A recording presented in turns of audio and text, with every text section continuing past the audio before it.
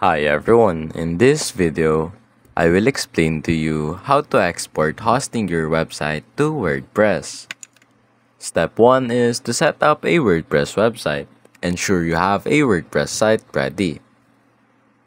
Now, the WordPress version must be 5.6 or higher and the domain name should be fully propagated. Step 2. Reset WordPress permalinks. Log into your WordPress admin panel, then navigate to Settings and go to Permalinks. Select the post name option and then save the changes. Step 3. Initiate export from Hostinger Website Builder. In the Hostinger, click on the ellipsis, the three dots, in the sidebar to open Settings. Select Export Content to WordPress. Enter the destination domain name linked to your WordPress site.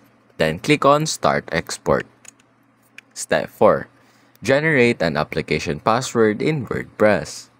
After initiating the export, you'll be redirected to your WordPress admin panel. Navigate to Users, then go to Profile. Scroll down to the Application Password section. Provide a name for the application. For example, Hostinger Export. And click Add New Application Password. Then copy the generated password. Step 5. Complete the export process. Return to the Hostinger export interface. Enter the application password you just generated.